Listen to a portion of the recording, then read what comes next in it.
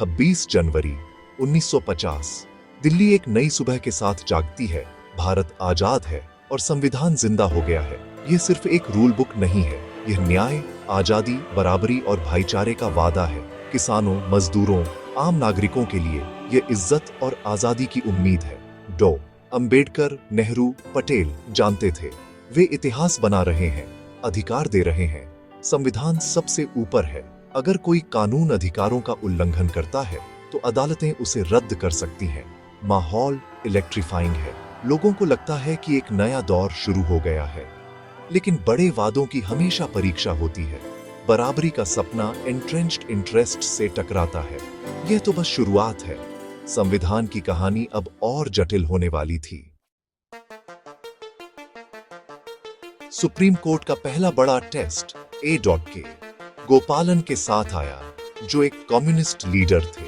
उन्हें preventive detention act के तहत हिरासत में लिया गया था, जो सरकार को संभावित खतरों के लिए भी जेल में डालने की इजाजत देता था। गोपालन ने तर्क दिया कि यह आर्टिकल 21 के तहत उनके जीवन और आजादी के अधिकार का उल्लंघन था। लेकिन सुप्रीम कोर्ट ने कहा, जब तक सरकार अपने कानून का पालन करती है, हिरासत लीगल है। कोर्ट ने अधिकारों को अलग अलग देखा, इंटरकनेक्टेड नहीं। नागरिक स्वतंत्रता के एडवोकेट्स के लिए यह एक सेटबैक था। न्यायपालिका ने रिस्ट्रेंट को चुना, एक्टिविज्म नहीं। लेकिन अगली चुनौती संविधान की आत्मा को टेस्ट करेगी। लैंड रिफॉर्म आजादी का एक अहम वादा था। जमींदारी सिस्टम को खत्म करना और जमीन उन लोगों को देना जो इसे जोतते थे। राज्यों ने जमींदारी को खत्म करने के लिए जल्दी से कानून पास किए, जिसका मकसद लाखों गरीब किसानों को न्याय दिलाना था। लेकिन संविधान के संपत्ति के अधिकार आर्टिकल 31 के लिए अधिगृहीत जमीन के लिए कॉम्पेंसेशन जरूरी था। जमींदारों ने कोर्ट में इसका विरोध किया, यह तर्क देते हुए कि कॉम्पेंसेशन अनफेयर था और कानून भेदभावपूर्ण थे। पटना हाई कोर्ट ने सहमति जताई और बिहार लैंड रिफॉर्म्स एक्ट को बराबरी का उल्लंघन करने के लिए रद्द कर दिया। इससे सरकार को झटका लगा। उसका अहम सामाजिक न्याय कार्यक्रम रुक गया था। नेहरू की कैबिनेट ने अदालतों को बाधा के रूप में देखा, जो प्रगति की बजाय विशेषाधिकार की रक्षा कर रही थी। सरकार का मानना था कि वह बड़े भले के लिए काम कर रही है, लेकिन अदालतें इंडिविजुअल राइट्स पर ध्यान केंद्रित कर रही थी। टकराव साफ था। सामाजिक क्रांति बनाम संवैधानिक अधिकार। सरकार के सामने एक चुनाव था, सिस्टम के अंदर काम करना या नियम बदलना। वादों को पूरा करने का दबाव बहुत ज्यादा था। एक ड्रामेटिक कदम के लिए मंच तैयार था। संविधान खुद फिर से लिखा जाने वाला था। अदालत के सेटबैक से निराश होकर नेहरू की सरकार एक क्रॉस रोड्स पर थी। वे अपने कानूनों को ठीक कर सकते थे और जुडिशियल रिव्यू का सम्मान कर सकते थे, या अदालतों को पूरी तरह से बाईपास कर सकते थे।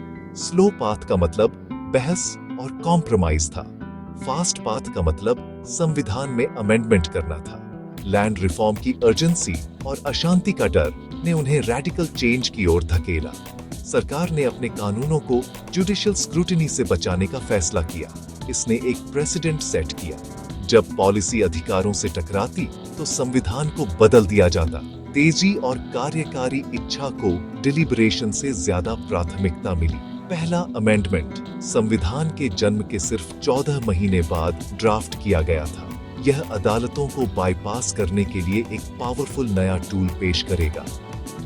खेल के नियम बदलने वाले थे।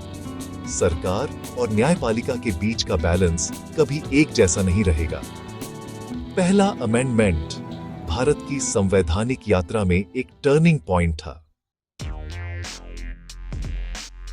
1951 के पहले अमेंडमेंट ने आर्टिकल 31B और 9th स्केड्यूल बनाया। कानूनों के लिए एक संवैधानिक लॉकर 9th स्केड्यूल में रखा गया।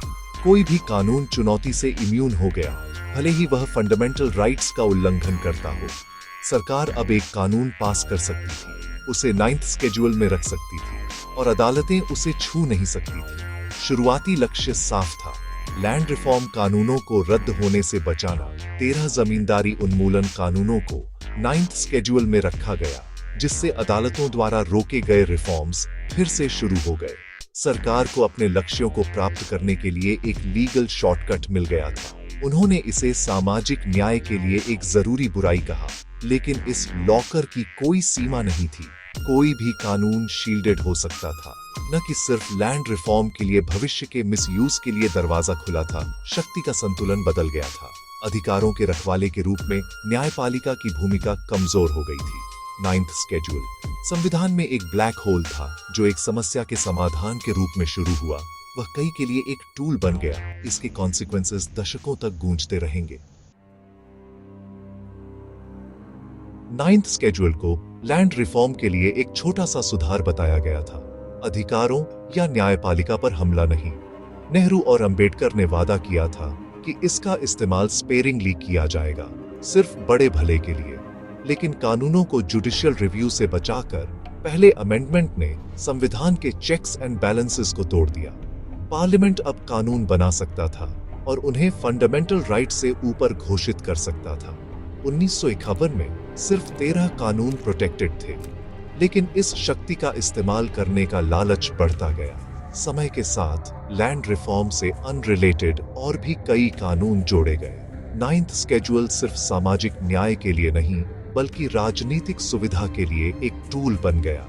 संवैधानिक दरार एक खाई में बदल गई। पार्लियामेंट और सुप्रीम कोर्ट के बीच लड़ाई तेज हो गई। संविधान पर पहला हमला खत्म हो गया था। सरकार जीत गई थी, लेकिन यह तो बस शुरुआत थी। भारत के संविधान की आत्मा के लिए संघर्ष और भी फियर्स होता जाएगा। वह कहानी किसी और समय के लिए है।